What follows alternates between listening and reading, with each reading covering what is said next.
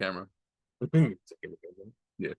So today, honestly, this is a more of like a catch up episode, but it's also he, he's getting involved with a bunch of different projects, and it's a bunch of things that this man is doing. I'm gonna let him introduce himself, and then we're gonna catch up live on camera. So Well, first, Tim, man, I want to thank you, man, for having me on today, man. We've got a long history as it 5 years. is, man. Hey, believe that it's already been like basically 5 years this year. Be coming up on Long history, bro. I mean, it's been, and we both have our different journeys, different things we've been doing. So, yeah, man, I appreciate the opportunity to come on the show, man, and just you know, uh, expound a little bit on what I'm doing. But for those that don't know me, my name is Reggie. I have a company called Burr LLC, and the main objective of the company is to help individuals that are striving to get more independent and move in a self-directive way.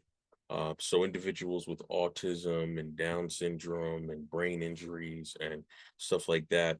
My company is the main purpose is to go there, put these people through a little workout, um, and see them accomplish their goals as well.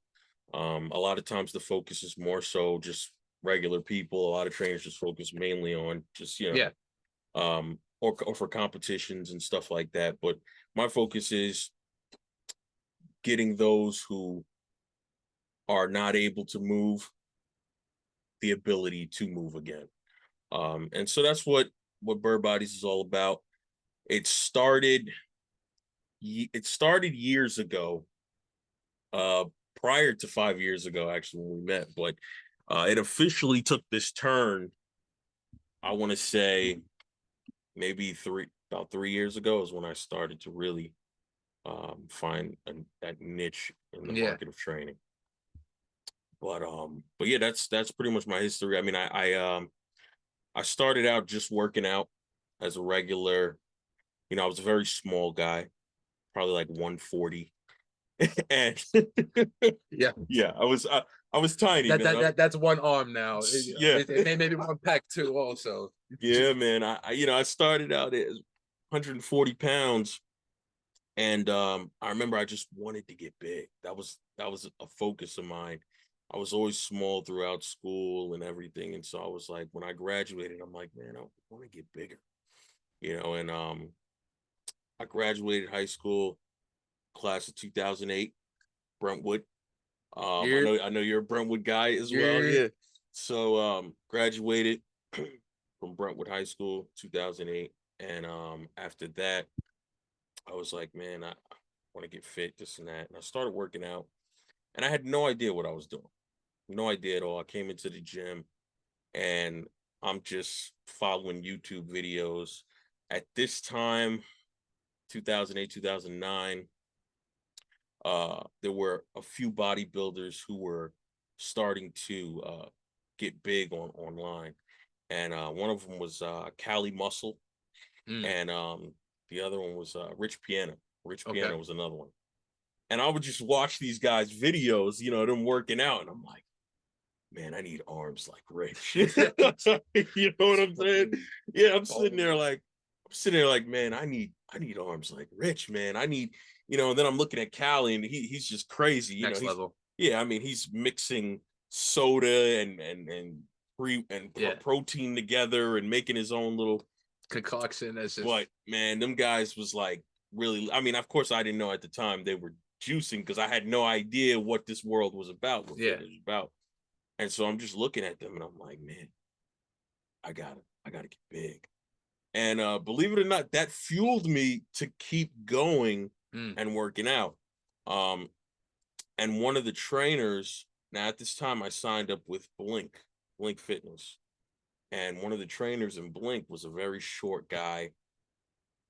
He didn't have much muscle definition either, but he was just strong. One of those guys that could pick up anything. And I remember asking him, I'm like, dude, I'm like, trying to get big, man. Like, what can I do? And this guy looks at me and he's like, just eat everything. So now I'm Just sitting eat. there. Not wrong. That was Eat. literally what he said. He's like, just eat. And I remember I was like, and then I was watching a video with Callie, and Callie said the same thing. He's like, yeah, you want to get big, just eat. So I started eating, man. And I mean, I was eating any and everything. And it was insane, man. I was eating donuts. I was everything. Yeah. Anything I could find Seafood, eat it. that would be a calorie. Yeah, I was like eating it.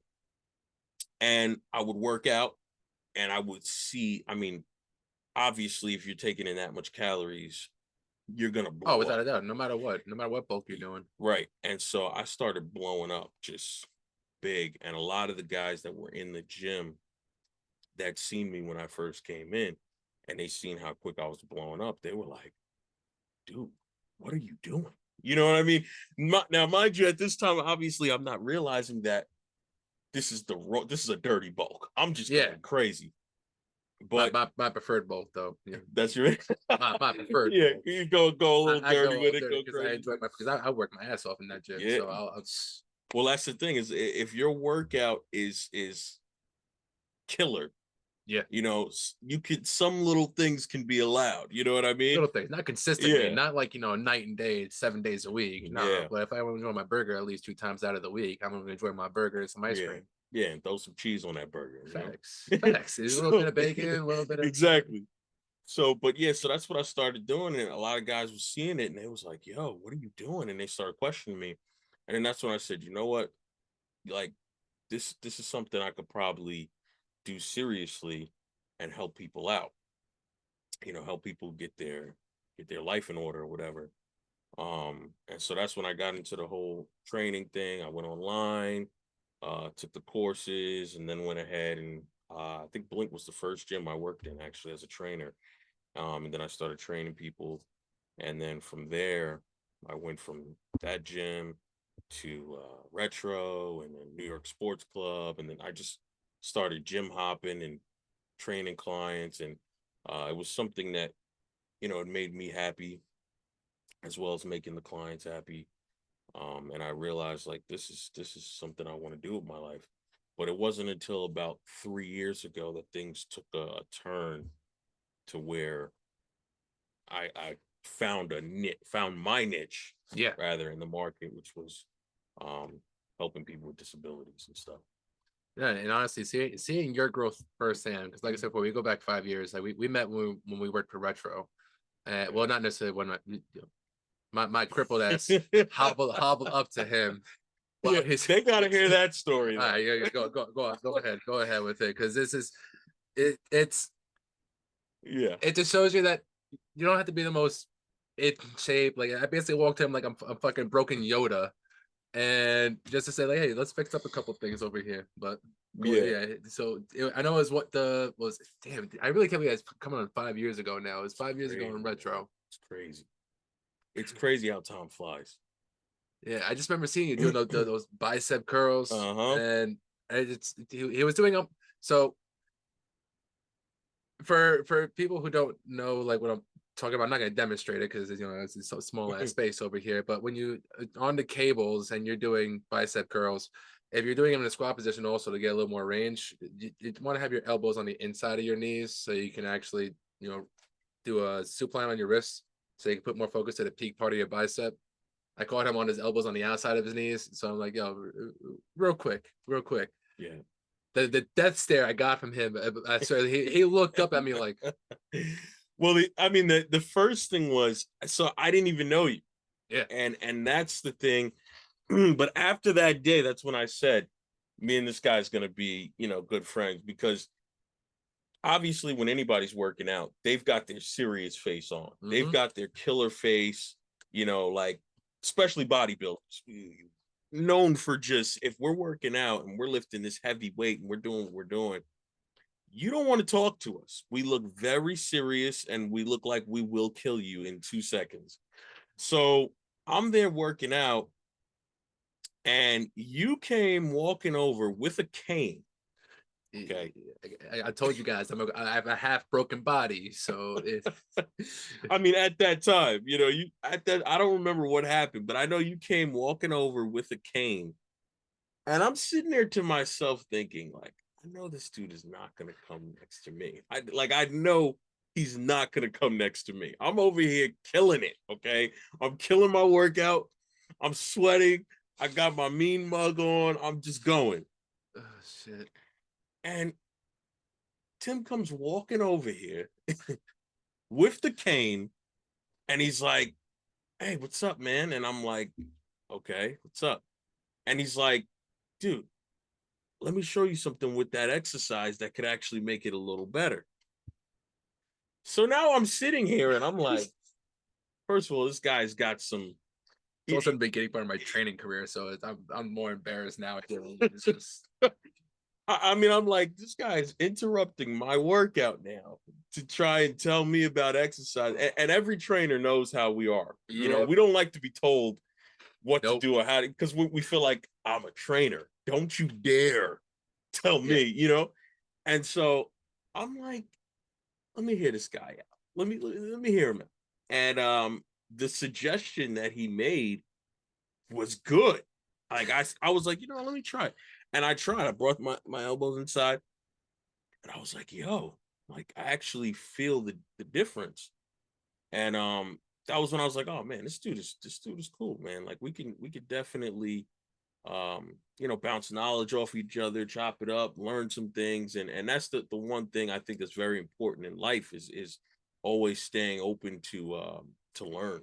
You Oh know what I yeah. mean? Because we don't know it all. There's always somebody that may have a little more knowledge on something than we do, and it's always good to stay open to learn, man. I mean, that's what makes the best trainers, though. In reality, is like the ones that don't last are the ones that just stay to their single niche. And yes, it is important to have like one niche, but when you actually are able to branch out and be as open-minded and take in all the information, you're also able to expand your niche. Like for example, when it comes down to the mace training, when I started off with, and then transitioned into kettlebells, to transition into landmine, it all transitioned into the same category of training. But my main niche, obviously, is mace training. And I But think that's pretty dope. I think that's pretty because I've noticed too. I've been seeing your posts and stuff that's your thing, man. Like, if somebody really wants to learn that style of training, they know I could hit him. He's the guy to come to. And so I think that's a pretty dope thing that you picked up and really just kind of mastered it. You know what I'm saying? Like, there's not many people that I know of anyway, at least in our area that have really developed their skills in that area of training. no, and then that's where it's people like me who want to really not, because I'm nowhere near where I even want to be when it comes down to the training, because the people that I follow, like the coaches that I have online, they are true representations on what it is, because they've been doing this for years at a time. Mhm. I've only picked this up for 2 years, like not coming up on my 2 year. Damn, it's already coming up on 2 years. Wow. 2 year anniversary of when I first picked up a club, and then in another month and a half it'll be the full 2 year anniversary of when I picked up a mace. And reality is, I would have never gone as far as I have now with my training if I wasn't as open minded as I was. And as far as like, not only just listening on the critiques from my other, trainers, listening in on coaches and their cues, and really just paying attention to the minor details behind all the other stuff before I was able to actually stack it up into like into the semi perfect form that I have now with the majority of the movements that I have with the mace. But even still, like I would still find little things I could tweak in my form every now and then. Like there's sometimes I get too exhausted and I'm choking it up too high. Like it's the little things that you start to point out over time, which I'm sure that also you find in your training as well. It's just like, damn, I know I could have done that a little bit better. I know I could have done this a little bit longer. I could have gone a little heavier with this. Like it's the same mentality in that training. Now, I wanted to have you on also just because there's that niche that you talked about also when it comes down to training people with the disabilities or training people that's also on the spectrum as well. Two of my clients are also on the spectrum, and it is incredible to see their growth when it comes down to the mobility, but also comes down to their comfort within themselves. like my client Ian, he's a very large man, but he's 24 years old, and he is on the spectrum, and he also happens to have a club that he uses as a workout. It looks like a Thor's hammer. Wow. Okay. And it just so happened to be that I was the only trainer that had some type of an idea on what he can do with it. Mm. And then it was just little by little, I was getting closer to him and also understanding what it's like to train with somebody who's on that spectrum, who's also still also very, functional as well. Right. Like you have a full on conversation with him, and sometimes you High wouldn't even function. realize it. Mhm. Like very, very high functioning, very, very high functioning. And he's one of the representations also for commitment, because he's sending me these videos every now and then of him doing it at home. So not only is he not doing the work and he's doing the stuff we're doing at the gym, but he's also taking that now he's teaching his brothers how to work out also. Wow. So it's just like when you said that that's your niche also, it's like I completely understand where your heart is with it, just because you go a little bit on the extra limb for them. You go on the extra, like extend your heart out a little bit more for them. Oh yeah. All right, guys. Today's sponsor is also Cannabolics. So you guys already know my affiliation with Cannabolics. You guys also know that I happen to also work with the company now. So if you guys have any questions regarding any of the products, from our freeze gels to our tinctures to our chocolates, our special chocolates especially, feel free to shoot me a DM. And if you're somebody who also is not necessarily a cannabis user or lover, we do have an aromatherapy line that competes with the top-notch products that's on the shelf currently right now with the aromatherapy. So from a body butter that's all natural to our candles that are made from beeswax, and then also our essential oil line. So we have a little bit of everything for everybody. So don't forget to use code Welshcare at checkout when you go to cannabolics.org. Let's get back to the episode. Oh yeah. I mean, it's I feel like we were all put here to do something. Everybody was put on Earth to do something. Absolutely. And I just feel like one of my main purposes is to serve. In any capacity. So I feel like when I'm training individuals that are on the spectrum, um, it takes a great deal of patience. Oh yeah. It takes a great, and being a trainer in general takes patience. But when you're dealing with those that, of course, are low functioning, or they've lost Rude their mouth. entire mobility. Like I have a gentleman I train who came out of a coma and Wow. literally had to relearn how to walk, relearn how to talk, Wow. relearn the things that we really would take for granted. You know what I mean? Things we could do every day. He now has to relearn all of these things. And so it takes a great deal of patience to work with someone like that, because you've got to constantly repeat yourself. You've got to constantly make sure that they understand what you're saying. But it's I feel like my calling to serve. It's important to serve those that are um struggling in this area, and really help boost them up. One of my slogan is bury doubt, discover confidence. And I feel like it's important that you look at doubt and you're like, man, when you push past that barrier, that wall, that's like, because doubt is easy to accept because it's right in front of your face. Like, Oh yeah. but when you push past that wall and say, man, I did it once, you make that small step and you're like, oh, now your confidence start to build a little bit, and then if I did it once, I could do it again. And that's one thing I tell my clients all the time.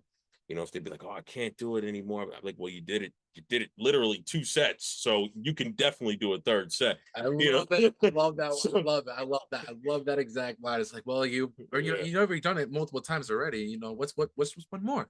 Yeah, exactly. What's one more? Exactly. What's one more? I love that one more saying. That's all I will say. Just keep saying one more. Just keep saying one more. Yep. When Yep. it's until they like that last one. I'll say last one, and that's what I mean. It's Yeah. the last one. But if I say one more, you got one more. One more. Yeah. One more. One Exactly. more. One more. Uh-huh. And then next, they got 10 more done without even Without realizing that they even just did 10 realizing. more because they just got one more done. Yep. So that's that little trainer hack there. That's just we actually want to see your clients grow, and not just like, oh, okay, you're tired. I'll just rest. Okay, it's okay. Right. Don't worry. Don't worry. Yeah, it's fine. I know you're most of the store. It's okay. Oh, you want to leave 5 minutes? You want to leave 10 minutes early because you're too tired? Oh, it's okay, no problem. Right. Oh, And it's that training is more than just physical. And I try to get people to see that all the time when I'm. It's more than physical. There's a lot of mental things that go into play to push yourself past. Our jobs as trainers is obviously to program um the workout, because I feel like a lot of people also don't understand what trainers are for. yeah. Um They and didn't even just tell so you to like we're here at the point and tell you what to do. When that's what some trainers, yeah, like a Planet Fitness trainers, right. train to do. You know, Yeah. but Yeah, I'm sure you have a big love for Planet Fitness. man, Where you got kicked out that one day, yeah, and that's a story, man, that it's funny because I just told somebody this story the other day. And I always say, man, I'm like, you know, so I usually started off by saying I got kicked out of Planet Fitness because I was black. there you go. That's usually how I started, because I had never at that time heard of such a thing as you could not bring your gym bag on the gym Oh floor. yeah, it's a big thing. You can't even have you can't even have a gallon jug. You can't when you You wear can't? no, you can't even wear stingrays. Oh wow, I didn't know that. No, Planet. oh yeah, no, you can't grunt, can't slam the weights. I know about that. The what is it? The The alarm or lunk something? Lunk alarm. alarm? Yep, the Yeah, lunk so alarm. but at that time I hadn't heard that you couldn't bring your gym bag. So I was like, I'm walking in the gym, I got my bag with me, and that's just, to me, gym culture. Gym culture, you bring your bag, you got your gloves in there, you got your wrist wraps, your knee wraps, your elbow, whatever you got, it's in that bag. And I'm coming in with my bag, and they're like, sir, you can't have your gym bag on the gym floor. And I'm like, um and I'm looking around. I did see no one else had a gym bag, but I'm like, no, like any gym I've gone to, I can bring my gym bag. And so the lady's like, she's like, yeah, no, you can't have that. You got to put it in a locker, or you can put it behind the front desk. I'm like, I'm not putting my bag behind the front desk. I don't even know you. Then I'm like, I'm not putting it in a locker because I don't have a lock with me. I don't know how your system works here. I just came here to work out. And long story short, she goes, gets the manager. The manager comes over. He's like, listen, you got to put the bag somewhere, or you got to go. And I'm like, okay, I'll go then. What kind of gym is this Yeah, anyway? And I'm walking out going off, man. I'm like, you got Tootsie Rolls in here. You got pizza Fridays. What kind of gym? What kind of gym is this, man? And Jim. yeah, I stormed out of there. Stormed Uh, out of there. Didn't look back. But and then I found out afterward, because I put like a big review on the Planet Fitness website. Like I was ready to go off, and they wrote me like a comment back, and they were like, people have been stealing the dumbbells out of the gym and putting it in their gym bag and leaving. So that was that whole issue. I mean, after they said that, I understood, like, okay. I mean, that's understandable, but they could have also said that like outright in the front. Like they could have said, like, listen, the reason why we don't have the bags out is because people have been stealing our dumbbells. And we understand that. It's there's a way to go amongst that. Right, Like, there's not just like straight up like come out saying, listen, it's either put it there or get out. Like, right. no, there's a way to compromise. Had they communicated that, I would have definitely been more cooperative. I'd been like, oh, okay, people been stealing it, okay, no problem. I'll put the bag in my car or something. Yeah. But there was no communication, but other than you can't have it there. So I was like, okay, well, I guess this is the type of day we're gonna have. I'm ready to take it all the way there. Ugh. So Ugh. I don't. Uh, there are some days I miss working for it just because it was just more like the people around my shift. yeah, Like, cause remember I worked that overnight shift, so like the yeah, people that came in, they were my regulars. So everybody was good. Everybody they helped me clean the gym. yeah. Like they're the ones who would also like pick up the extra paper towels. If there's another weight that they would help me re-rack the weights. Yeah. They chopped it up. That's what I miss. Do I actually miss being in Planet Fitness? Absolutely not. Yeah. The things I'd see, the the stories I have for days Yeah. between people taking monster shits in the showers Oh my and God. a one night where someone took a 70-year-old like whiskey bottle down night before, diarrhea straight up in the tanning bed trash can, and the trash cans are like this tall. So this man or whoever had to have been, because oh my god, is I'm having But like dry heat flashbacks because I threw up so much that night. oh Like man. there's very few things that make me throw up, but like shit instant is almost for Yeah. me. But it had the meaning he had to hop up on top of it and then go in and then hop himself off. So he Yeah. got a workout to do. My man did some dips before he this got that. this a Oh box my the box God. squats. Yeah, he did The some straight up box box squats and squats. box jumps. So that yeah, I was so disgusted, dude. That's I crazy. never had been so disgusted in my entire life versus that one night. I legit threw up on that job so many times. My boss wanted me asked me if I wanted to go home. I said no, I'll finish off the shift, but that was just so nasty, so fucking nasty. That's But crazy, dude. speaking of crazy, dude, so talk to me a little bit more about what like the last 3 years in general have been, because we haven't really seen each other as often as much, and it's just like social media, we see each other from afar, catch up Yeah. every now and then, but like really sitting down and talking, it's been a while. So I was like, well, it's like the last 3 years as far as rebounding from COVID and bouncing into the real, taking Burr bodies full serious and the taking the bull by the horns on it. So it's funny you said crazy because it's been crazy. It's literally been crazy, man. Like so COVID. Let's start with COVID, right? I think were we both working at Retro? We were both working at Retro before COVID. Yeah. And I was working there, but I had like maybe two clients.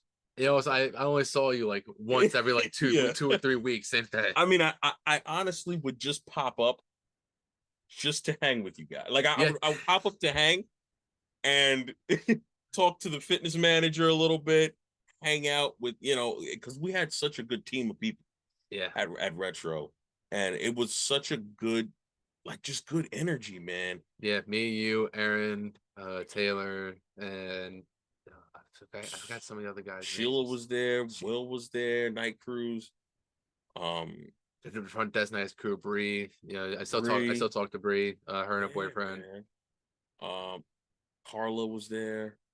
It was so many good people. You know what I mean? We had a lot of great nights at there. Honestly, like when I do flashback to some of the, even though as much of a horrendous of a patient it was, but at the same time, I was grateful for the opportunity because I was also learning. Right. That was also an opportunity where it's like I wasn't really even fully certified yet, but I was also just going through the books and understanding what it was like, what it's like going to be being a trainer. Mhm. And the fact that that's coming out now in 5 years is really disgusting because it's also like 5 years ago was, if you really just think how time in general has been, I feel like it's just getting faster and faster now. Like if we're going back into going back, going let's say we're already in March I know. and our careers are very challenging. There's a point I was gonna fucking make to it, and it's like literally going right. It's gonna come. It It's went right coming. here, and it went right It's out there coming. because I got so fucking distracted. But Uh-huh. uh, damn, that. See, that's the one It's thing I love about podcasting, though, is just because you can have that freedom conversation, and it's just it'll come back to it like a free. It'll literally come yep, back you'll come towards the back end of to yeah. it. I'll come right back to it. But the other point I wanted to have you on, you're somebody who also got a chance to really also understand the what's like growing up here in Brentwood too. Right, right, Like right. you're a different generation than mine, not by much, but I graduated 2014, and I was supposed to graduate 2013, but I graduated 2014, Yeah. and growing up around that time frame, like the early 2000s, shit was scary.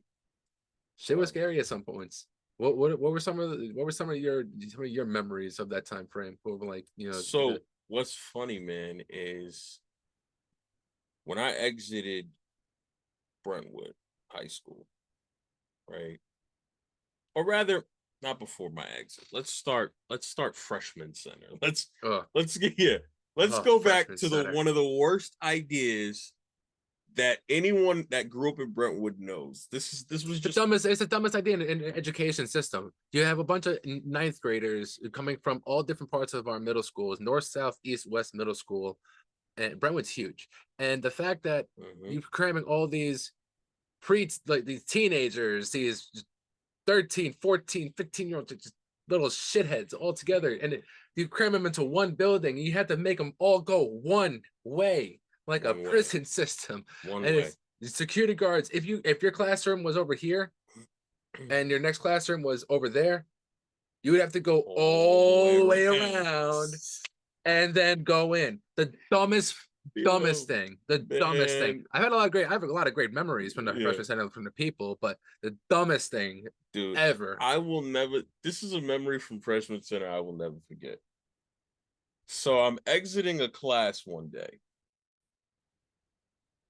All right, so we're gonna talk a little bit more about the number one way you can support this channel. That if you are somebody that wants to support this channel in any other way, aside from the views and the likes and subscribes, you can go to the Welshcare store sponsored with Amway, and you can order any of the products from gummies to natural vitamins to your day-to-day lifestyle utensils like utensils or utilities, day-to-day like type products from your deodorant, your shampoo, your conditioner, your hand soap, your detergent for your clothing, to basically whatever you need. You go to the Welshcare store, get yourself any of the products that you see here from behind me that you can find on there, over 1,000 products, and that'll be the number one you can support this channel.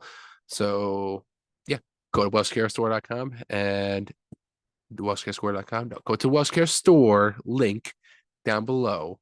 I can fuck up my own commercial because I'm my own commercial.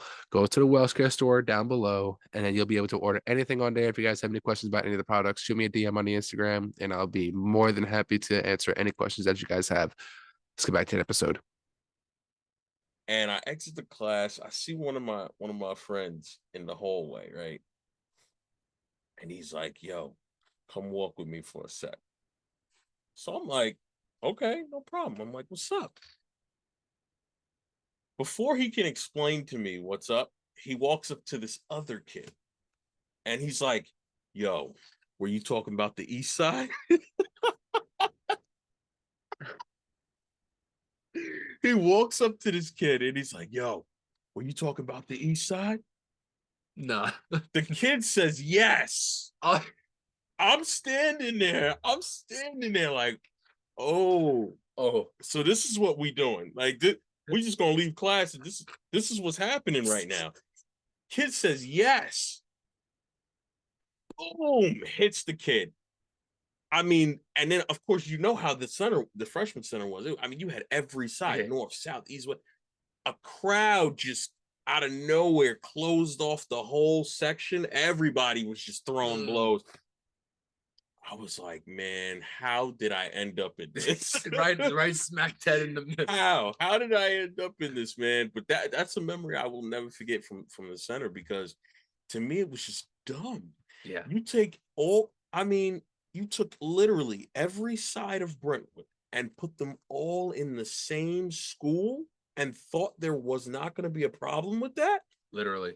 When also in the high school alone, it's already broken down into Ross and Sonderling. Right, So right. there's already history. Like there's a story of my uncle, God rest his soul, Big Bob, right there. Big Of bro. him. Do you know that balcony thing that's over by Ross? Yeah. There was a brawl underneath there. This is like going Okay. back, like this is the set like 70s right now. Okay. There's a brawl going on underneath. This man is on the top of the balcony. He's known to be the fighter. He jumps off the balcony into the fucking crowd No. because he was open, because he was Sonderling and he Mm-hmm. saw Sonderling was getting their ass kicked. So he dove into the crowd and started fucking swinging. There was never a day that there wasn't a problem between Ross and Sonderling every single day. It was that way for years, like straight up years, just because of the two sides in general. Like the dumbest thing, but it's just like the dumbest reason why. But it's just the whole community in general. But because there is a whole selective, like side that we were doing a lot, like And the thing is, they created it. Yeah. The system created the separation. It wasn't like the students just had this idea to separate themselves. No, the system is literally separated. You have Ross here, you have Sondling here, and the different sides are literally on the school buildings. East Middle School, West Middle School. It's like they created this. Yeah. And you don't expect nothing to happen from that. It's just, to me, it's like, come on, where is right? Even in middle school, after when the bell rang, like I remember multiple times, North Side went to go like halfway to the East Side to go meet up with the East Side and brawl out because we overheard people talking shit. Same thing going off to the West Side, same thing going on to the South Side. We got people meeting up over here. We're gonna go, everyone's gonna fight over here because they all talk. It's a dumb teenager thing to do, obviously. Yeah. But it's just like when you flash back to it, it's like, damn, they really like straight up brawled. Like I remember seeing some knives being pulled out just because of different sides, pieces being pulled out because of different sides. And it's like, I remember the big thing between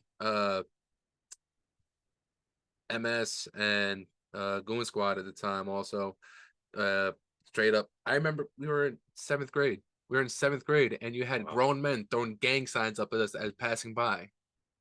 Like grown ass men throwing up gang signs, walking right past. Dude, it was, so the MS situation, because I know that's the thing that probably has gotten the most news publicity, Unfortunately, praise, because of obviously the crimes that were committed over the past couple of years. But when I was coming up, they weren't as much of a factor. yeah, MS was not even they were there, but they were not the gang. They were not. I mean, they didn't have the numbers. yeah. During your time, it was Bloods and Crips mainly. Mostly Bloods and Crips. We had Latin Kings too, but the dominant gang was Blood. That gang was everywhere. Everywhere. I remember seeing red flags everywhere. Everybody wanted to be in Blood too. I remember I got pressed one time by a Bloods member. and dude, it was so crazy, man. I remember I was sitting, and it was in the center too. Of course it was. And I'm sitting there at the lunch table, eating my lunch. Kid comes over to me. This kid, I mean, he was missing teeth, everything. I mean, the kid looked like he'd been in like 3 million brawls in his lifetime and lost all of them. I mean, his teeth were all gone. Like, lost all. My man had scars all over his face, everything, man. And I remember I'm sitting there eating lunch. He comes walking over to me and he taps me on the shoulder. So I look up and he's like, yo, are you Blood? Now, I didn't hear him that good because I was eating obviously the cafeteria is very loud. So I thought he said, are you black? So now I'm looking at him and I'm like, yeah. So he's like, then who you be? Now I'm like, now I don't know what you're talking about, bro. So now I'm like, what? So he said, I said, are you Blood? And I was like, oh, no. None of that. Nope. None of that. No. None of that. Not at all. So then he's like, oh, well, he's like, well, then why are you flagging?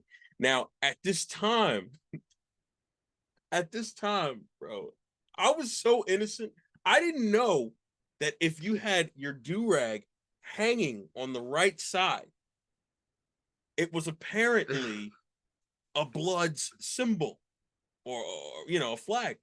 So I'm like, what are you talking about? So the guy's like, well, you got your do-rag on the right side. It's like, that's disrespectful. So now I'm like, I just don't want to lose my do-rag. I just was like, wait, hold on. I didn't even know this was a thing. Like, you know what I'm saying? I was just, Straight up like I just took innocence. my rag off and put it in my back pocket. Straight up innocence. So he's like, yeah, man, that's disrespectful. That I'm gonna need you to put that away. I'm gonna need you. I was like, listen, man, I ain't got no problem putting it away. You know what I mean? I was like, I got no problem with that. I said I had no idea that this was what it was. But I say that to say the Bloods they were the biggest Yeah. during my time, the biggest gang in the system. Um MS-13 was not even a thought. And That's more from my generation. oh yeah, well you was it Yeah, I'm 2014. 11, 12, dude. Oh, okay, yeah, so yeah, like Yeah, 6 years more later, my, my five, gen 6 years yeah, later. more my generation. Like it was 2 years after I graduated that we had those two girls that were murdered. And, that's and the other bodies were being found over around Pilgrim. Mm-hmm. So it's growing up, there's been a couple times that I got pressed up and I got jumped from MS Mm. just for being a solo white kid walking around. Wow. Like they were the ruthless game. I remember they hit my boy with a peg in the back of his head, like the From a bike? yeah, a bike peg. Literally took a bike peg off and hit him in the back of the head, Wow. left him with a gash, and then he had to get stitches with it. And multiple times people getting just cut up. If there was a Friday the 13th, don't be caught walking around I remember that. because initiation night, like if it was a Friday the 13th, MS-13 was out just trying to get initiated throughout the night. Didn't matter who you were, didn't matter what you were about. You could have been an innocent churchgoer and didn't matter. But it's literally it was a scary time growing up because there was a few times when we were playing manhunt, like literally Mm. like as teenagers playing manhunt out in the street corner, and then you had these cars roll up mad slow next to us, roll down windows, stick hand signals out. Someone chased us around the block. Wow. Me and my cousin and my boy Bren, we had to hide out in these bushes. I'll never forget. We were over on Carroll Street. Fucking deep memory just unlocked now. Mm-hmm. We were over on Carroll Street, and there was a set of bushes that were over there. I'm not sure if we're still there now, Mm-hmm. but we had to literally hide in the bushes Wow. while they passed by, Wow. trying to find us. And then the car, literally, they would do a U-turn. They'll go back this way. Did a U-turn, go back this way, just looking.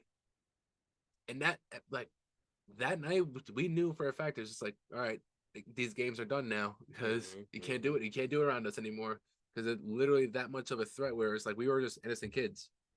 Innocent kids just roaming around Brentwood. Yeah. And 2 block radius is what we did. We didn't do anything greater than that. 2 block radius for manhunt, and that came to a screeching halt after that night. It's unfortunate. That was another. It's shit like that where it's like we could have had so many more games in manhunt. We could have actually celebrated youth a little bit more, but then we had to worry about our safety at the same time. Right. Right. Yeah, I had Vizo on here, and he talked about the night that one of the another kid named Wilson was not killed. He was shot. Like they were shot at a park. Mm. He got shot in his eye, lived, Wow. never came back. Like for Brentwood, never came back to Brentwood. Wow. And it's shit like that where it's like what makes me want to do more for this community. Right. Like everyone leaves this community that wants to do better, and then they just completely forget about it. And then I don't know. Me personally, it's like you go back to this, like you feel like everyone's getting called like here for a calling. It's like I do feel like my calling is to establish something here in Brentwood where not only can these kids find refuge at this place for this gym, but they can also go to understand their emotions and it be a partial bit of a mental health gym. So it's broken down into 4 different parts of the facility. Like there's like how the freshman center has their shit, basically kind of like how I want to develop the gym in itself, but except in that being it's all divided up, like it's not just one big system where it's like the big square, yeah, but then there's like it's closed off in each section. So like one gym is the mental health gym, where it's also a partial bit of a resource center where kids can learn about taxes and they can learn about trade schools instead of just having to go to college or be stuck with their emotions, and also learning how to process their emotions, process their anger, process their trauma, and turn it into something more positive versus turning it into the streets, turning it into violence, turning it into something that's, more of a negative impact into their life versus where it could be a more positive impact. Then you have the other section where it's the stoner section. Obviously, it's like I work for an amazing company that is more focused on the health benefits behind cannabis. It's not just pushing weed. It's actually showing people the real science behind it. The endocannabinoid system is made to fully break down cannabis, and if used properly, again, keyword, used properly, not abused, you're able to actually not only enhance your performance, but you're also able to really enhance your recovery.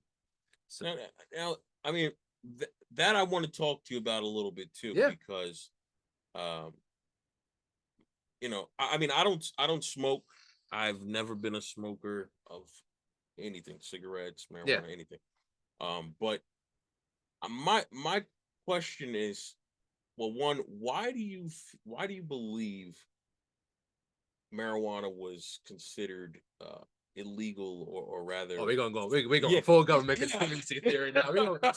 This episode may just get flagged down from the CDC now. Down. Might get taken down. I mean, I don't want to pry too much. I just kind of want to It's know. reality. It's profit at the end of the day. It was profit. Like if you really go into there's so many different real conspiracy theories on why it's demonized. And here's the one that I ride with, and here's the one that makes the most sense to me. Now there may be another one that's out there, and there may be others that people believe, but here's the reason why that I believe that it was demonized. You have several other industries like the silk industry, the cotton industry, the paper industry, medicine, pharmaceuticals.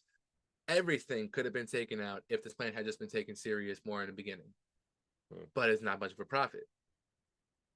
And when you have a government that also then tries to make a cheaper version of it, i.e., K2, the cheap plastic weed, the synthetic weed, they then can then say like, oh well, the synthetic weed did this, so the real weed must do this too. So it demonized.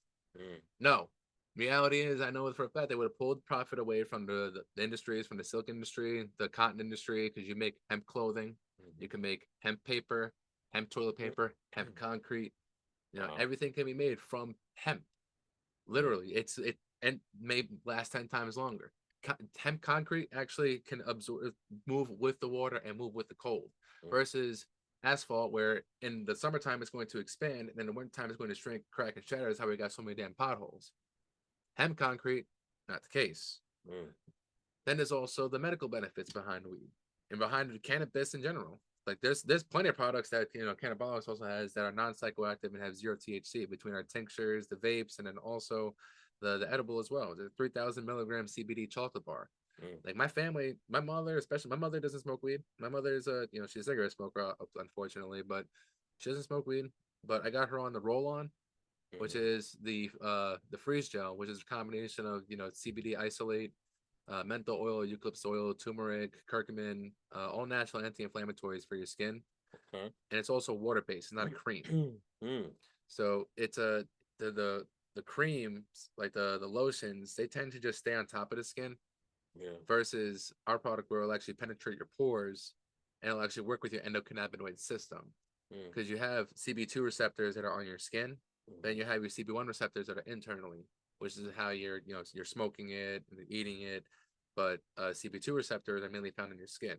So our product, being that it's water based, actually works with your CB2 receptors, and then you're actually able to get not only a sense of relief, but also help heal the area, bringing blood to the area itself. There's a whole science, a deep science behind it all, and the more that like we're able to educate these people on, the more we're able to pull away the stigma from this plant itself. Like me personally, I didn't have as amazing workouts as I had until I really started to smoke before my workouts. Not smoking heavy, like not smoke a full blunt to the face. Like no, take a couple of puffs, get a little elevated, and then go right to my training. Then afterwards, to help my recovery, a little bit afterwards, and then also to keep my appetite going so I can continue eating. Like growing up bulimic, I always had that issue of with mental challenges with food. So to keep my appetite consistently going, no matter what I'm having, I'm just gonna I feel hungry, I'm just gonna keep eating, and it's really it's really important not only to myself but also just to the cannabis industry that they understand that we're not just trying to get everybody high. Right. Like we're not just trying to have everybody smoke weed.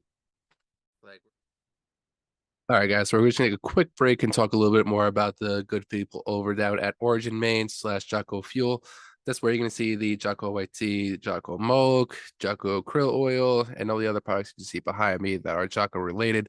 So the reason why I got affiliated with the company, it's an American-made company, from boots to jeans to gis to high quality protein to other supplements that are on the shelf to a very popular neurotropic based energy drink that is more so neurotropic based than caffeinated based.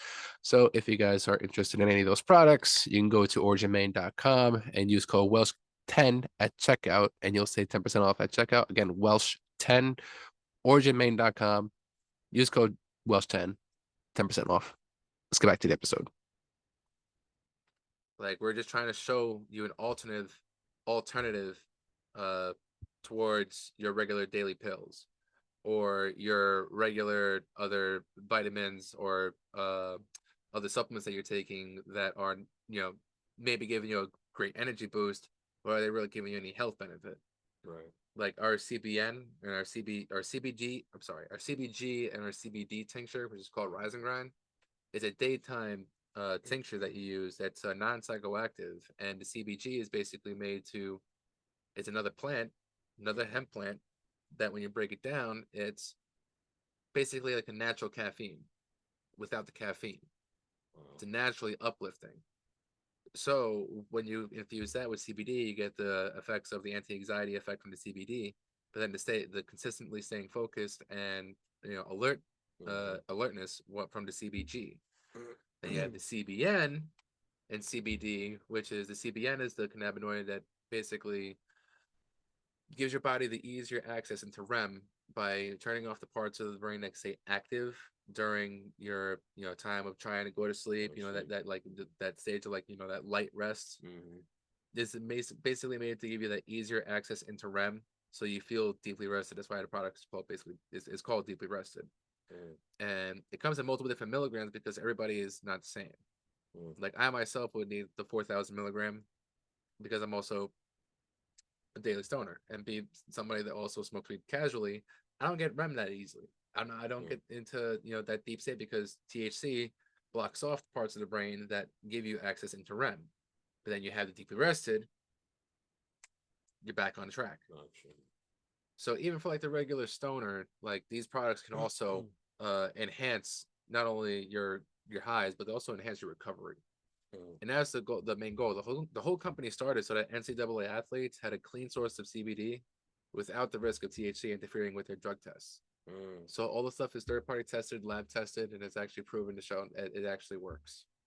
So that's another reason why it's like I got affiliated with the product, because they're also focused on killing the stigma behind it.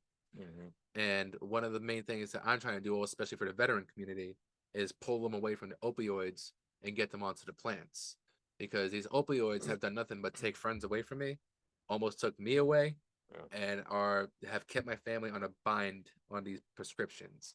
So it's my goal also to then just have that proper education out there to show people that this plant is not supposed to be demonized, and it's natural, it's organic, it's made from the earth.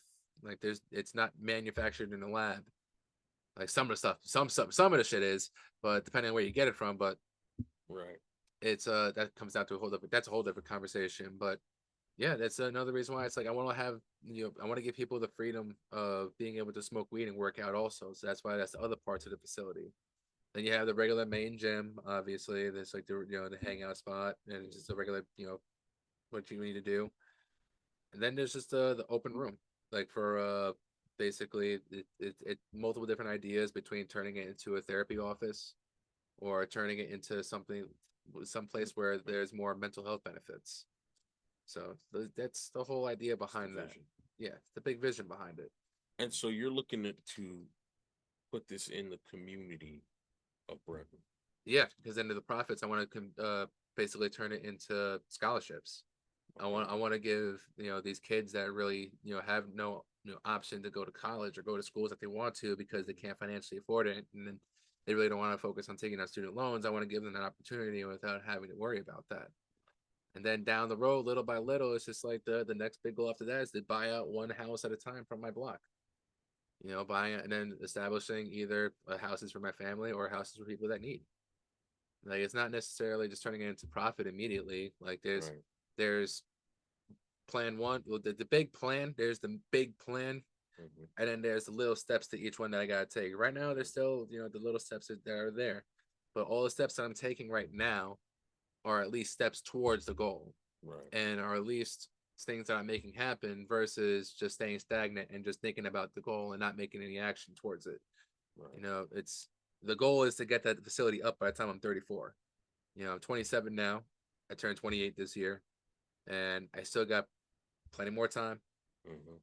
But there's also a big opportunity for it to actually become more of a, you know, reality sooner than late, like sooner than actually expected. So Absolutely. that's a big plus there. But that's nothing about me and all this shit, man. You got me. I fucking I have this man on here now. He's got me talking on this. It's like Oh it's man. like you're Yeah. interviewing me over Yeah. here. Now I'm interviewing you. Yeah, straight up, straight up. Flipped it.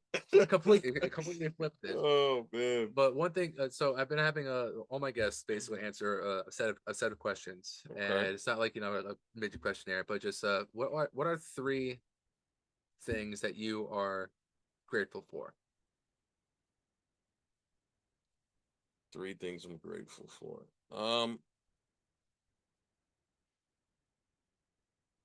I think number one, I'm grateful for family. Mm, I think that just to elaborate a little bit, I think that a lot of the issues that I see with today's society and the way that the new generation is moving comes from a lack of having family structure. mm, And mm, so it's something that I can look at and I can say, man, I'm really grateful that I have family. Like I have my mother and my father who have been together for 47 years. wow. And obviously growing up, I've seen the struggle, the up, the down, the this, the that, twist turns, but through it all, they stuck and was like, this is it. Um, so for me to see that provides me with the hope to be like, you know what, that there Yeah, there is that, it's just that strong structure. So it's the same thing with um my folks are coming up on their 45th also. So I completely understand. I completely and relate. and mind you, they grew up in whole different time period, Hmm. you know what I'm saying, but they lasted the test of time. They've survived decades together, you know what I'm saying. And so I think that family is just huge, man. And when you have that strong backing, like I know obviously I'm a man and I can do what I got to do, but I know if I ever need to fall back on or reach out to them, they're there, Mm. and I And know that's that, important. right. And that's something that a lot of, the new generation, they don't have, It's a lot of they broken households, a lot of broken families, broken, unfortunately. broken. And it causes so many issues, Yeah. mentally, physically. It causes a lot of stress and issues when it's just broken households and constant debates and arguments and things like that. So that's just one of the things I'm grateful for. um I'm grateful for community also. Your community kind of creates not who you are, but I think the community develops you, you know. Yeah. And I think that community is a big part of who I am today. So I'm grateful for that, and my different experiences in the community, whether it be the community of Brentwood or the community of just even this the disabled community. They've been very supportive of my business and very much like just showing so much love, man, to Burr Bodies, Yeah. because obviously me coming into the industry, I didn't have a lot of knowledge on what what I was doing or how to do. So I was doing a lot of things off of just being myself. Um, and just being open to, you know, dealing with different clients and stuff like that. But I've had a lot of people in the community take me under their wing and kind of show me like, okay, this is how you handle this situation. This is how you would deal with this. This is what you do when a behavioral is happening or something. And so through those different experiences, the community has really showed a lot of love toward helping me out. And I think the last thing I'm grateful for it would be have to be faith. Faith. Faith keeps you grounded, keeps you All praise. structured. Yeah, it just really keeps you sane. Yeah. You know. Yeah, no, you're not wrong. You're not wrong. Like the time last year when I was when I was in the hospital, and it's like the one thing that really did kept me like grounded was my faith. Yeah. Like just knowing that, I'm coming from this, this episode, there's gonna be nothing but just growth and things like that are gonna happen from this, like opportunity is gonna develop from this tragic time. And keep your faith up above, all praise to the Most High, even when the hardest of times and the greatest of times. Absolutely. Start your day with praise and your day with praise. That's it, man. Faith. You know, it's so important to have that, man, because it really keeps you on a straight path, and the more your faith is tested, the more your faith grows. And so you go through a lot of experiences, and sometimes you're wondering, like, why am I going through this? Like, why am I even dealing with this? But the more you go through trials, it's only building, and you overcome it, and you overcome the next one, and you overcome it. Really starts building your faith even more, and you're like, man, if God could bring me through this, I can get through, and so it just, man, it's just a blessing, bro. So no, it's an absolute blessing. Like it's just amazing to when you feel that you are down to your last breath, and it's just like, no, still got plenty of air left, knowing that there's a certain power that's looking over right now. That's it, man. Now, next thing also, what are 3 pieces of advice that you would give anybody right now? Did it be fitness related? Just run fast, okay? Oh man. I mean, I forced. all right, just run. You don't even have to have a destination. Just run, because this is the state of the world right now. But 3 pieces of advice that I would give to anyone. Yeah, just 3 pieces of advice.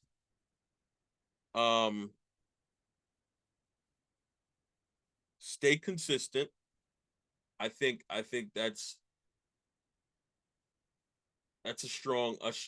See, okay, so I have this running joke with me and one of my friends, right? And he'll invite me somewhere, right? And I'll be like, all right, I'll be there, no problem, right? And I come late every time. Every time he invites me, I come late. And one day he invited me. It was this big important event, right? And I show up or whatever, and he's like, Reg, you know what, man? He's like, you always show up late, bro. Every time I invite you somewhere, and you always show up late. He was like, but I gotta say, you're consistent though. He was like, yo, he's like, you're always late, but I know you're gonna get there because you're consistent. You will show up. It's just you're gonna be late. And I think, not to say it's a good thing to be late, but the fact that he was able to look at that situation and actually see the positive in it, I was like, man, you're right though. I am very consistent. And that's one thing that I would share with anybody. That would be a word of advice for me, for anybody, is just be consistent. Because when you're consistent, good things do happen. Yeah, absolutely. And it goes hand in hand with fitness. If you're consistent, you're going to see the end. You're going to see the growth. You're going to see that strength increase. You're going to see, so because I know a lot of people that they complain about time. Oh, I don't have the time to go this and that, and I don't have time to work out. You walked right past my gym. You saw exactly what I got right over there. That's always what it is. It's always that excuse of I don't have the time to, put toward working out. I don't want to for make this the time time. and this and that. But it's not about having the same time every single day. It's about developing that consistency of I'm just gonna get there. It could be. I remember there was times I would literally work out at like midnight, and I would be doing push-ups and I had a long day of work. I was exhausted. But I was like, I have to get it done. Mm-hmm. I have to get it done. So consistency is just very, very, very important. So anything you do, be consistent. Another thing I would say is when you start something, finish it. Big one. When you start something, finish it all the way. All the way. Don't half do it and then bail. Because Stuck with those what ifs. right. Right. It's like, Stuck what with if those I what did ifs. this? What if I did? No, if you're gonna start it, finish it. Finish it. I'll never forget I was talking to somebody and I think we was training chest. And guy did I think he did an incline bench, then a flat bench, and he's ready to leave. And I'm like, what? Yeah, I'm dumbfounded myself. I'm dumbfounded myself hearing like, this. wait, what? And not to say that you can't get a pump doing that, because obviously you're pumping the muscle, you're activating your muscles. They're going to have a pump, blood's rushing to the area, but he didn't finish it. Mm-hmm. So I'm like, you started the chest, you hit incline, you hit flat. Why not do the decline? Why not implement some flies? Why not finish your, Do some push-ups. finish it. I mean, one of the things I like to do is do push-ups to failure near the end, just to burn out, just to finish it. Oh yeah. But that starting something and then just, all right, I did enough for today, I'm out of here. Or you start your business plan, but you never get through with it. You have an idea, but you never go. That's the one right there. That's the one right there. Oh my god. I hate hearing the ideas without execution or without a single plan behind your idea. If you don't have a little bit of a plan behind your idea, it's just nothing more than a thought. Right. Like right. your plan, your idea for what you want to do is just nothing more than just a free thought. Right. No execution, no plan. But I fucking love that point. Dude, it's gotta be finished, man. It's gotta be finished. And it's sad because so many people have great ideas but don't execute. It's like sitting there with a button that they could press to literally make it happen, and they just don't press the button. It's like, I had the idea, this red button, I just, and it's just sitting there. So I think that would be my second point, man. It's just, if you're gonna start something, go through it and finish it all the way, and get it done. And the third piece of advice I would say is, don't listen to people. Like, don't listen to everybody. In a generation where it makes it so easy for you to listen to everybody. Everybody's got an opinion. Everybody's got something to say. If you listen to everybody, you're going to be so confused.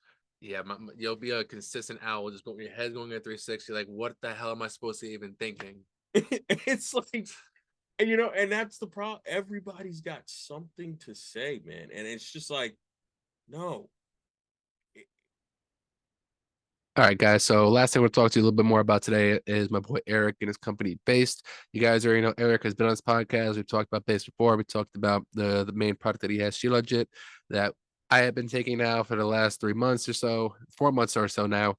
And not only has it helped the physical aspect of my body's, ability to recover from the workouts and build muscle, but also a lot more clear mentally and also just focused in general.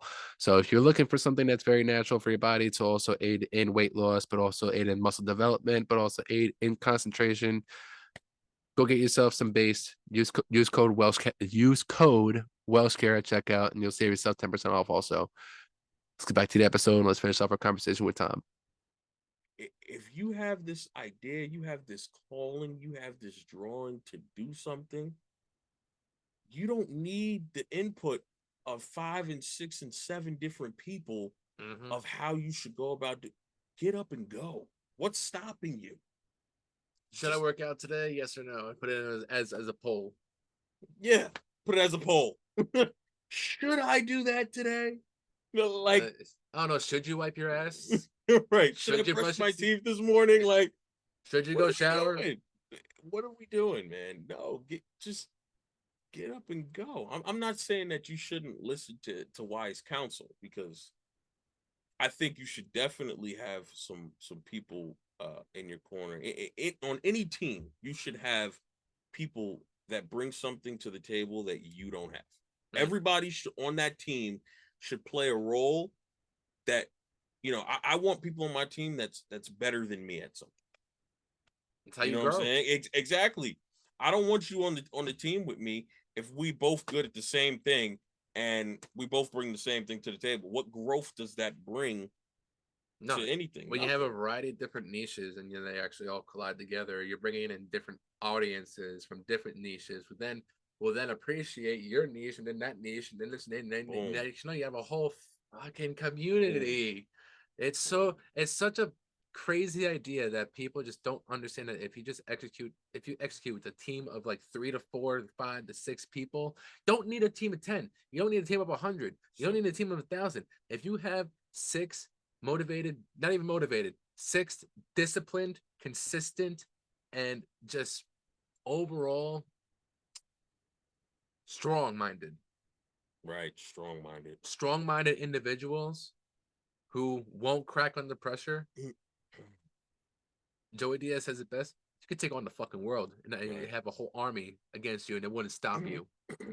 Like that there is like, it's such a valued understatement, having that solid team structure behind you that's, and everybody is doing either one better than you, solid, or they have something else that's like, they can bring to the table.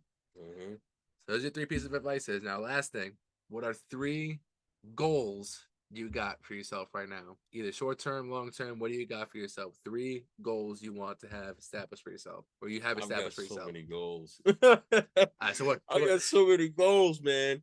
So what we say is your top 3 then. Okay, so, oh man. So currently,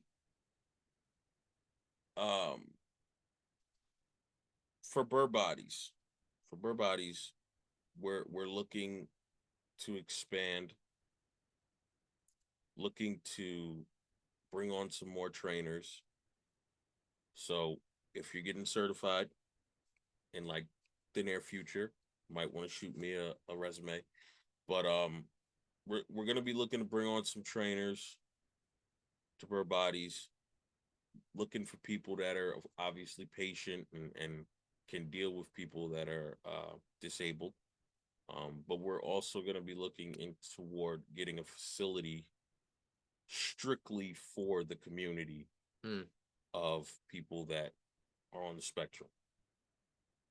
Part of the issue is that big corporate gyms don't consider the fact that some people may not feel comfortable, that if they're disabled or they have brain injuries or things like, they don't feel comfortable being crowded by a bunch of people lifting and slamming weights. So I think having a space to call their own, and they can go get their workout in and feel comfortable, because working out is very much about comfortability. If you're not comfortable in the gym you're in, you're not comfortably uncomfortable. Like, you want to be comfortable, but you want to get uncomfortable with your muscles. Right. So, and that environment is everything. If I go in a gym, like I've gone in a lot of gyms, and I hate going to gyms where people are just standing around on their cell phones and just wasting time. That type of gym makes me uncomfortable. Machine, team of teens sitting around, all taking exactly. Yep. So I mean, and I went in a gym the other day, LA Fitness. I went in LA Fitness, and Oh God. I mean, this lady's literally sitting there. She has no sweat on her face, no nothing. She sits on the bike, pulls out her phone, and she's going like this the whole time. Then she puts down her phone, stands up, gets off the bike, leaves the gym. So, what did you come here for?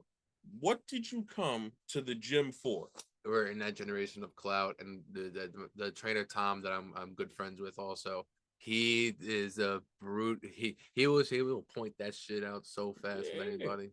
It needs to be. I mean, I really felt like somebody needed to go over and grab her phone and literally just be like, "Are you gonna I would work have out?" canceled a membership. Honestly, you're coming here to Like, use my gym just as clickbait, or just as that's it's just just for some. No, crazy. It's crazy, goodbye. man. So the environment is very important. So I want to create a space for uh, people that are disabled and on the spectrum to go and feel comfortable and know there's somebody else there that looks like me. There's somebody else there going through what I'm going through. And you can look at these people and get motivated, and they can look at each other and get motivated and Yeah. want to accomplish more and build their confidence more. So that's one of the goals I'm working on.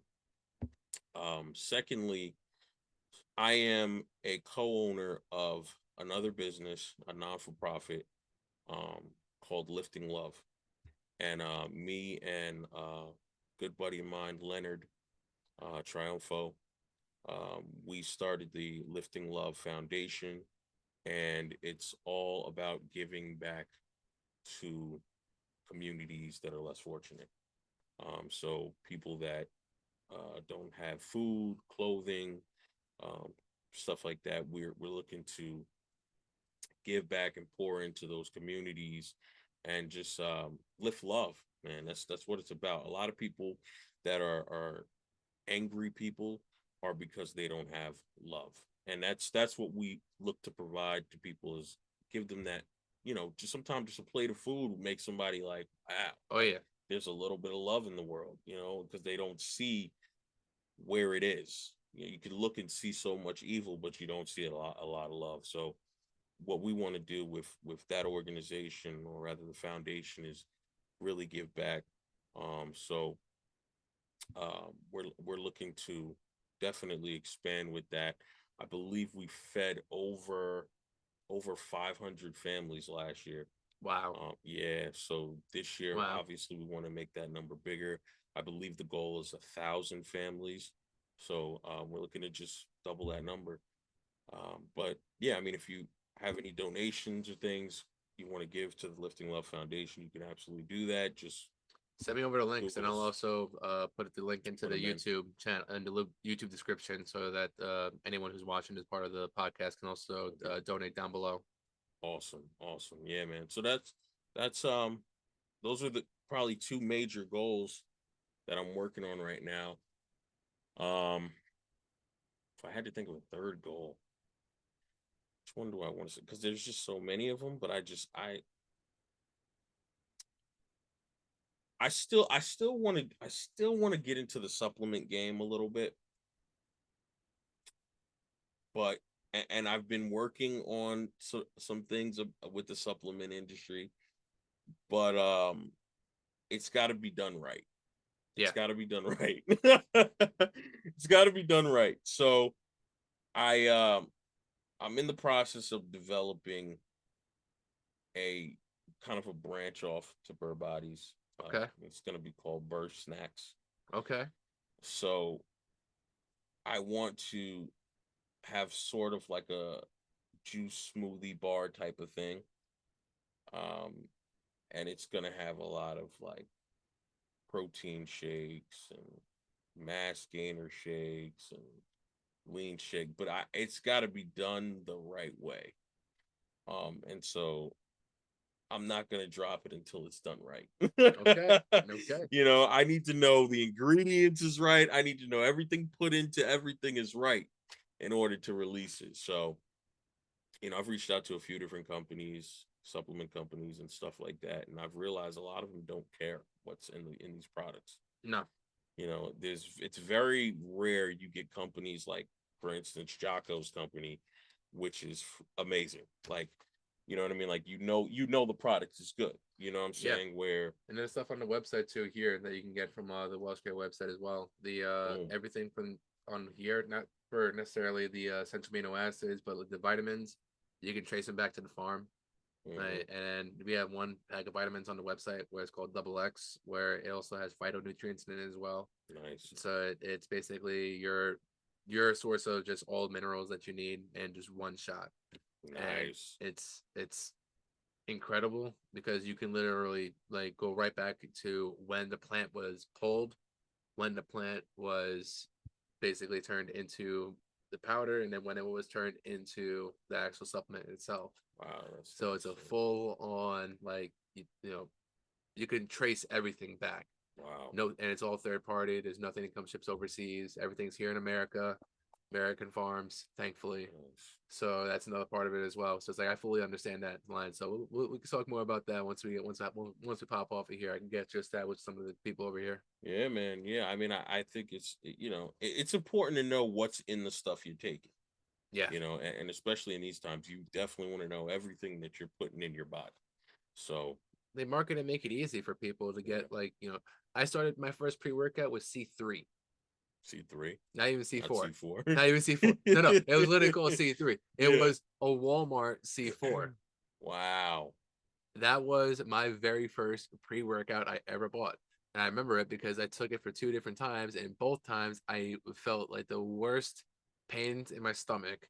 But then I also the I don't know how these people love beta alanine, that lip itch or the body itch. Air. I don't know The how air. the hell you stim junkies can tolerate that lip itchy shit or when you're using the bath. Nah, I'm sorry. It's like that's not for me. I'm not somebody who's going to have 3,500 milligrams of beta alanine or 5,000 milligrams of beta alanine down just so I can feel like my pre-workout's working. I'll see it working with all the pump and everything else I take from it.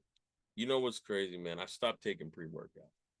And I used to so the very first pre-workout I ever took was this stuff called Ready for War.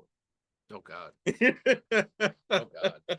And I will never forget it, man. I mean, I remember I looked at the bottle and it was like it was a green and black bottle.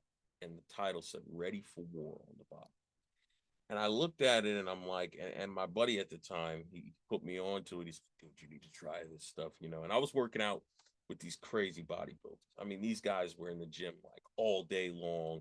I mean, we're working arms for literally 3-4 hours Oh God. straight. You know what I'm saying? That's like some CT Fletcher yeah, shit. these guys were like Some CT shit. different, like just different. So I'm working with these guys, whatever. But the guy tells me, he's like, dude, you need to try this. It's like, this here is going to help. I'm like, all right, whatever. Take the scoop, right? And it's always the small little scoop that you got to be careful of.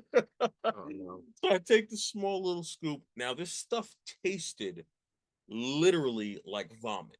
It tasted like vomit. Like, so I take it and I'm like, oh, and you can't really show signs of weakness around these type of bodybuilders because these are like the old school, like if you die, you die. So they're looking at me like, you better swallow this, like, don't play. You know what I'm saying? You're taking this Ready for War now. And I'm like, and I'm drinking it. Dude, when I tell you, I had the best feeling. I mean, I had the best feeling in my life. I felt like I could literally pick up a house right out the ground, throw it on a on a truck and drive. Like this stuff, and that's when I realized. I said, man, this stuff messes with your brain. Like it's not just the physical of things and the itching and the this and that. Nah, it's the chemical hormones. It messes with your brain because I literally felt like I could pick anything up and just lift it and throw it. And I mean the that sheer adrenaline, aggression, right? Like that just came over me. I was it's like, enough to make you pump out the weights like that, pump them out. Right. I was like, yo, this thing is, I mean, and it's off the market now. You can't find it. Oh now. yeah, I wonder why though. It's off. Probably had every amphetamine inside of it and then some. That thing is off the market, man. But it's and then afterward, I took like the C4. I actually had a deal. I had a sponsorship with bodybuilding.com at the time, so they I were remember sending that, me. yeah. They were sending me stuff. And I would try it out or whatever. But I realized like the pre-workouts that are now really don't. To me, that's not real pre-workout. Only because I've tried the hard stuff. So once you try the real hard stuff, when you get to this stuff, it's like this stuff that C4 and it's like you taste it and you're like, okay, all right, I'm gonna go work out now. I feel like a lot of people take it out of formality now. It's like, I'm gonna work out, let me pop a pre-workout and then go work Yeah. out.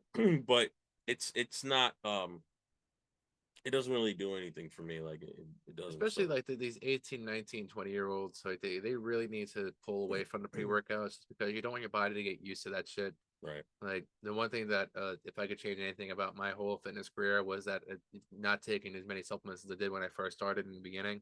Right. Because one, I didn't even know what the hell I was taking. It was just like marketed as like something that would actually work. Mm-hmm.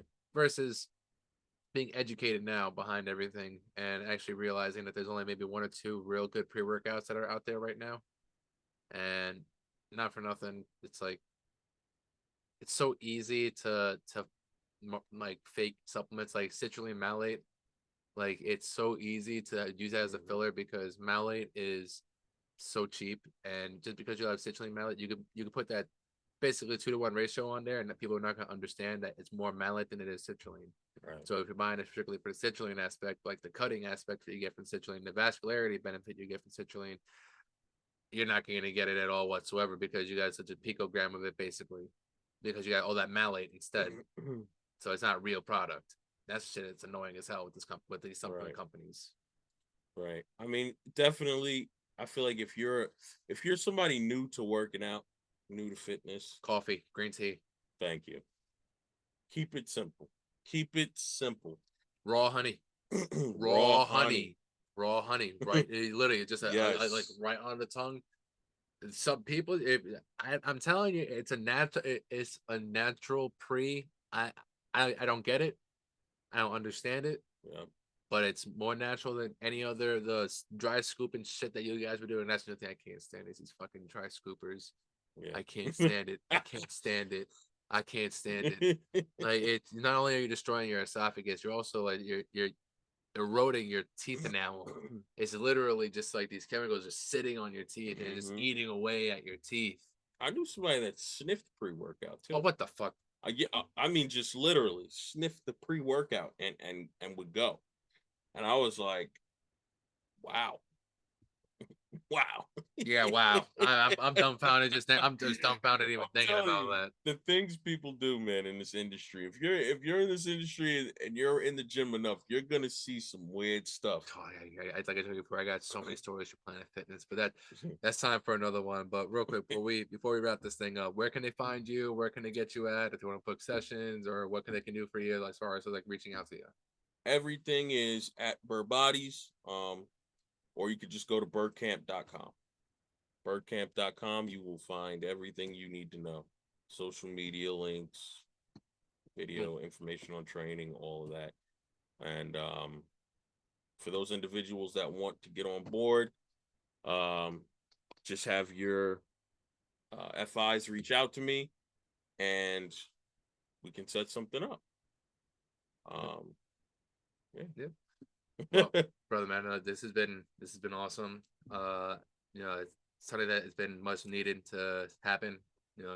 Between everything that happened over the last couple of years, just like this thing apart, and it's just there's very rare people that I really connect with, and it's like when I see it's like an instant, like it's like, oh shit, like how's it going? Like nothing like ever changed it again. Yeah, man. But I appreciate your time and I appreciate you coming over here and pulling up. Listen, man, I appreciate you, man. I love what you're doing here, man, and I know that it's gonna be successful, man. So stepping stones. Just wait till you see what we got next. I can't put everything out there just yet, but just wait till we see what we got going on next with especially with the podcast here. Some good things happening. I love it, man. Love it. Appreciate you, brother, man. Always, brother. It's in Welshcare, guys. And